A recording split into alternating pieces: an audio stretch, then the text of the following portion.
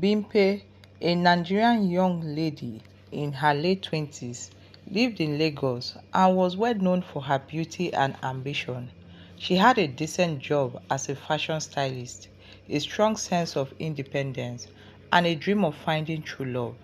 Despite her charm, she was single, a fact her family reminded her of every chance they got. At your age, you have not gotten anybody yet.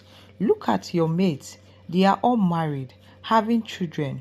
What are you waiting for? You are not ugly, my daughter. Please, do not make me a laughing stock, the mother cried, while the siblings all made fun of her. Auntie Bimpe, my friends are always asking me when my sister is going to get married.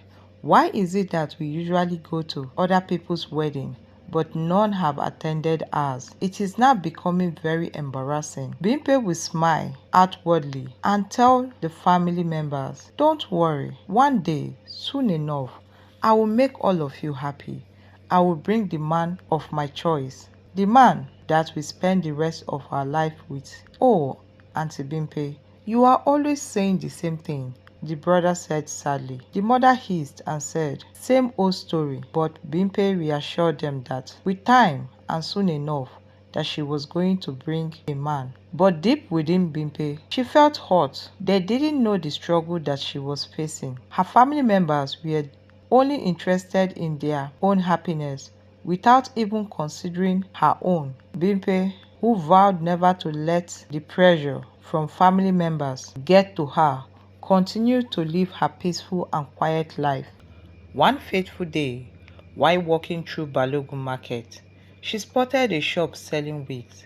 The shop, tucked in a narrow alley, seemed ordinary, but it carried an air of mystery. The shopkeeper, a frail woman with piercing eyes, greeted her. You have a face for beauty, the woman said, her voice low and melodic. Let me show you something special. Bimpe was shown an exquisite wig made of deep lustrous black hair. It shimmered under the dim light of the shop, almost as if it were alive. The wig is unique, the woman said. It will make you stand out, attract what you desire. Bimpe hesitated at the steep price, but the woman's word lingered. With a laugh, she said, what is the harm? I deserve a treat. She bought the wig, completely unaware that the decision will alter her life forever. When Bimpe wore the wig for the first time, she couldn't deny how stunning she looked. Her colleagues at work complimented her, and strangers turned to stare at her as she walked by. For the first time in months, she felt confident. But that night, as she prepared for bed, she heard a faint sound.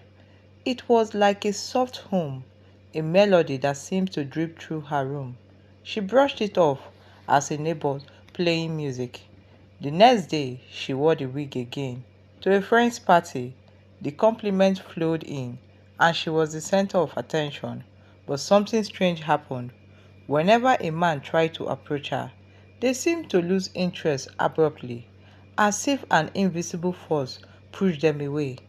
Later that night, the humming returned, but this time it was clearer. It wasn't just humming, it was singing. Beauty so rare, no love to compare. But beware, beware, I am always there. Bimpe froze. The voice was soft but eerie, and it seemed to come from everywhere. She checked her windows and doors, but the sound persisted. She tried to sleep, dismissing it as her imagination, but deep inside, she felt a chill. Over the weeks, Bimpe noticed strange patterns. Every time she wore the wig, men avoided her. A promising date she had been looking forward to abruptly cancelled after spending an evening with her. When she confronted him, he mumbled about feeling unease around her. Her nights became restless. The singing grew louder, and now the voice spoke. It mocked her. Did you think you would find love? Foolish girl. I am your crown, and I shall rule your world. Bimpe began to question her sanity. She told her best friend Chioma about the sound, but Chioma laughed it off. You are just stressed, Bimpe. Take a break. but Bimpe couldn't escape the wig. Every time she considered discarding it, she felt a strange compulsion to keep it. It was as if the wig had a hold over her.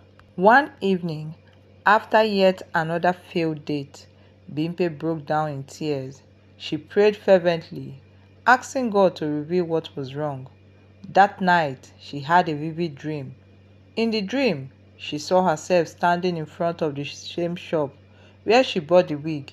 The shopkeeper appeared, her eyes glowing red. "You didn't just buy a wig, my dear," she said. "You bought a curse." Bimpe woke up in a cold sweat. Desperate, she decided to visit her church the next morning. Pastor Tunde, a gentle but firm man, listened intently as she recounted her story. When she mentioned the wig, his expression changed. "This is no ordinary wig," he said. "It is an instrument of the enemy."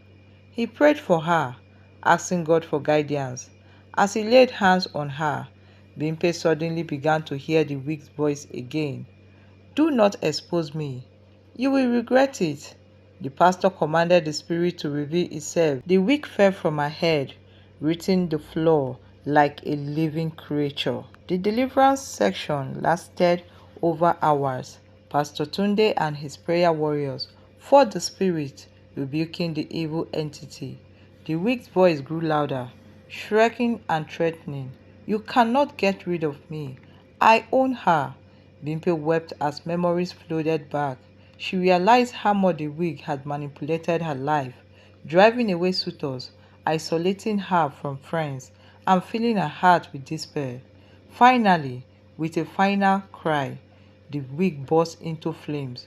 A foul smell filled the air, and the room grew still. A new beginning. After her deliverance, Bimpe felt a weight lifted from her shoulder. She discarded all her old ways and vowed never to buy anything without prayerful consideration again. News of her story spread throughout the community, serving as a cautionary tale. Bimpe became more prayerful, and soon her life took a positive turn.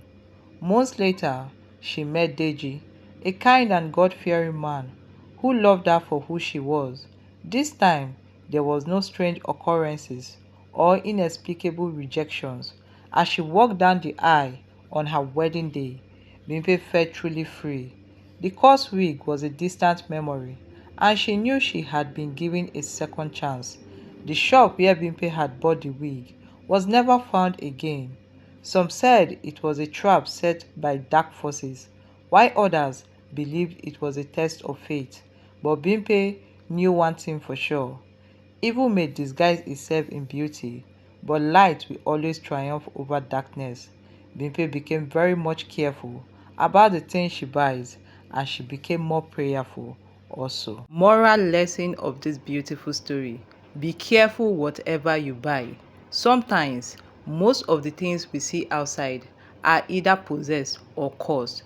If Bimpe hadn't gone to a prayer house, she could have ended her life being depressed. But she was fortunate enough to find out her problem on time and move over to prayer house. Always pray in whatever you buy, even the littlest things, because no one knows where they actually came from. Be careful, be prayerful, and most of all, always be vigilant. Thank you very much for watching. If you did enjoy this video, please kindly give this video a thumbs up, hit the subscribe button, and also turn on your post notification so that whenever I upload any beautiful interesting stories, you will be among the first to watch it. Thank you very much for watching. Thank you very much for subscribing. I love you all, and I do not take your love for granted.